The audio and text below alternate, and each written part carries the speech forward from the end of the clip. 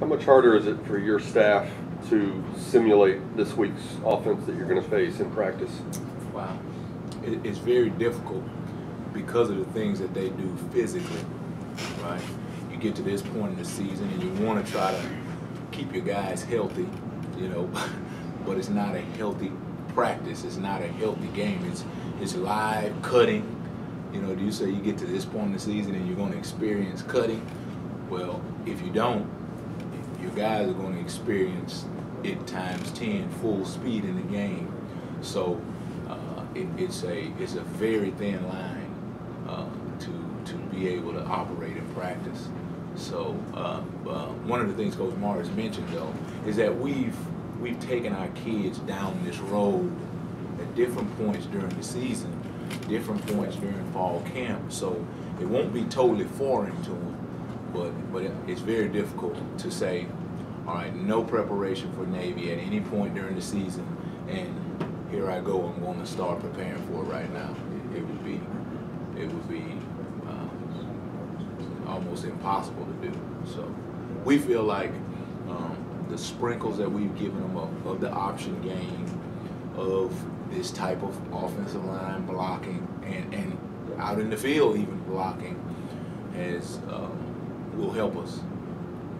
You've faced a lot of mobile quarterbacks this year, and obviously the system that you're going to go against this week is very different, but are there also characteristics in Keenan Reynolds' game that make him different from the other mobile quarterbacks you've faced? It is. Just like you said, the system is different, and when you add the option into it, whereas these other quarterbacks and their attack was not necessarily option oriented. So it actually eases that burden because you now have a guy who's a pitch player as opposed to who would be a lead blocker when you have the quarterback, the true quarterback run game. So it's a little bit different, but he's still a dynamic player and still finds ways to challenge the defense. And sometimes he finds those ways when he's not carrying the ball, making checks and handing it off.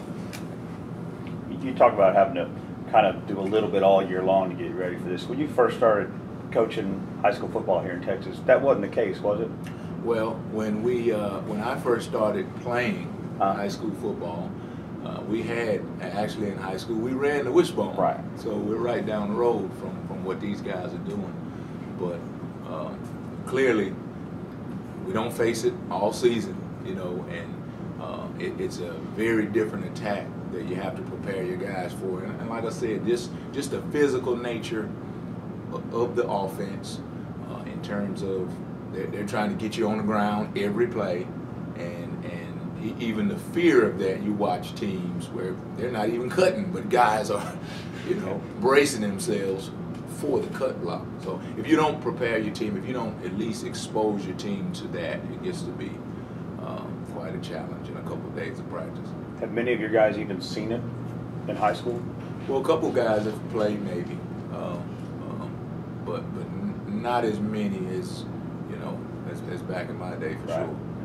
Now that offense, does it more stress on the linemen or linebackers? I think the linebacker. If you had to pick a group that had to do more, it'd be the linebackers. The secondary, talking about the safeties, they have to be really active in the run game because it ends up being a numbers game. They'll short motion their slot. Well, he's a number on the other side, and if your safety is just a little bit slow, they have you now outnumbered.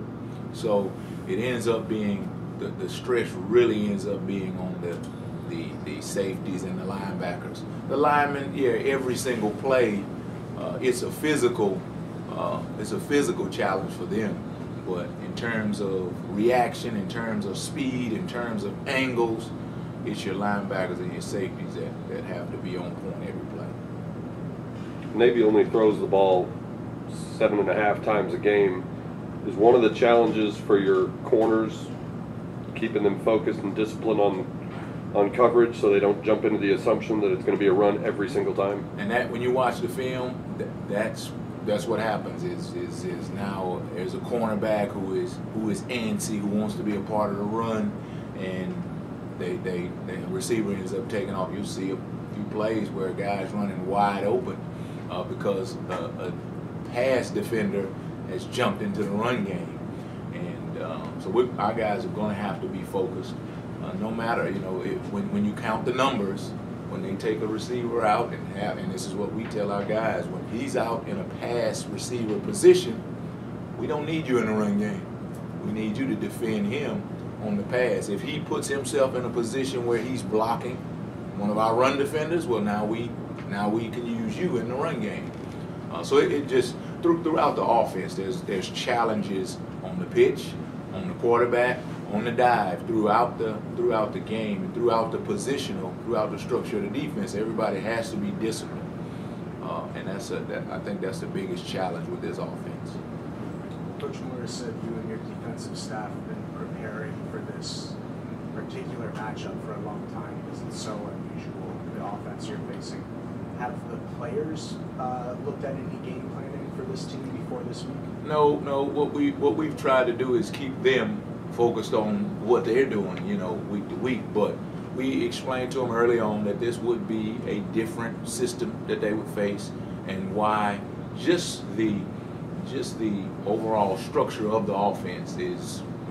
We hadn't gotten into any game planning with them. We gave them a simple call. We actually a few times just gave them base calls and just let them go through the processing of the option attack. Somebody has to be on the pitch, somebody has to be on the quarterback, somebody be on the dive. There's components of this offense that happens in the spread at times, So we just tried to connect it in their minds in that way, and not take them to this week, way back in fall camp. Caleb Tuiasosopo has had a larger role in recent weeks. He's listed first on the depth chart. What has he been doing to earn that expanded role? Well, I'll tell you what, he's played really well. He's played with a lot of energy. In coverage, I think he's probably one of our better linebackers in coverage. And so the times that early on that he'd get out there and do a great job in coverage, that excited us. And then he had some opportunities in the run game to make some plays, and he came through.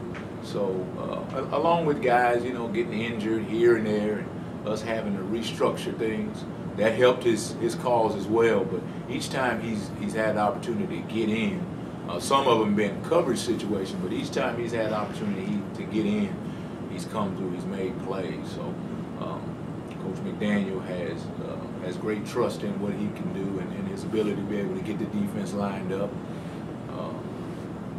We felt like it's time for him to get a shot. How fast does Navy play from play to play? Will you be able to rotate a lot of fresh legs in and out? Well, there are certain times where you see them go fast, but it's nothing like the tempo that we've faced over the course of this season. But yeah, we think that we'll be able to sub. We see people sub and with no problem. But like I said, there are situations where you see after first downs, after they've earned first downs, where they go a little bit faster. But generally, you're able to rotate your guys how you need to.